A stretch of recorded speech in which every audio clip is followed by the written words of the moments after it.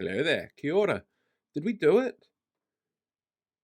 Did we save the daylight? Is daylight okay? Is it fine, or is it one of those other things that's likely to get cut by this government without particular ministers knowing what's going on and then going, oh, well, look into doing what we can to save it, and then not realizing what's actually happening within their own government? It seems to happen quite a bit at the moment.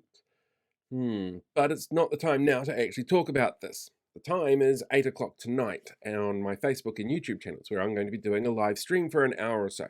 Now, initially, I had 3 guests lined up for this, and interestingly, I've had a number drop out, but I do still have a pre recorded session with disability advocate Blake Forbes Gentle. He's a fantastic advocate for the disability sector, and he's actually in the process at the moment of getting ahead and meeting with MPs and politicians and talking to them about some of the cuts that have been made there. And he'll be joining me tonight in a pre recorded session. And I've got a bit of a preview of what he has to say coming up just after this. But I have had a comment crop up a number of times from a number of people about the other topics I wanted to talk about that has me really concerned, and we will look into that later tonight as well. But the comment that I got was, it's too dangerous for me to talk to you about this at the moment. Things are rather volatile politically, which has a lot of weight to it. But we'll go into that a little bit later tonight. So 8 o'clock tonight on my Facebook and YouTube channels. In the meantime, meet Blake, fantastic guy. Have a listen to what he has to say and then join us tonight, because he'll be in the first part of the conversation that we've got going on there. Well, hello there. You may be wondering who I am and what am I doing on Paul's channel. Now let me tell you who I am and what I'm doing. My name is Blake. I am from the BFG podcast channel. And this Sunday, I appear on Paul's live stream to talk about the disability sector. But because the disability sector is fast and evolving, things are always happening. So, as you can imagine, after filming the episode that you will see on Sunday, more stuff is coming out all the time. So I thought we would give you a preview of some of the things we did not get to cover in the interview, but you will still enjoy the interview on Sunday. Now, where I live here in Wellington, the government had decided to make some changes, as they alluded to in the election campaign, to our local Metlink provider. But the only problem is some of those changes are different for different groups. Now, some groups, for example, 13 to 18, get a 50% discount.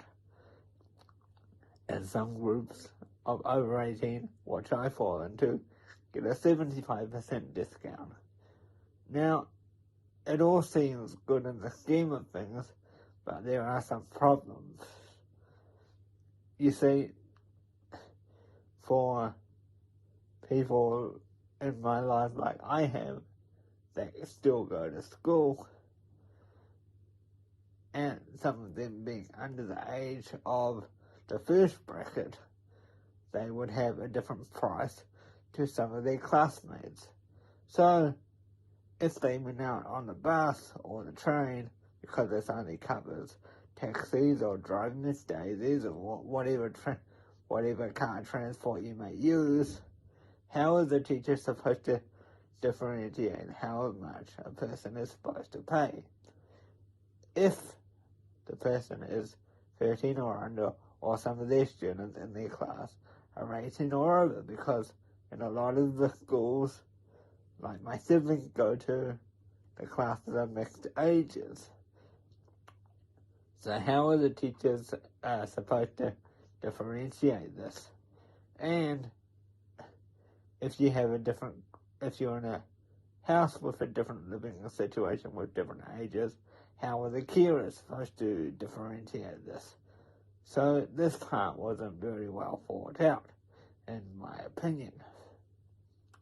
Now, I will be advocating to resolve this because it doesn't seem logical. Now, to give you an update on the Star Jam as well.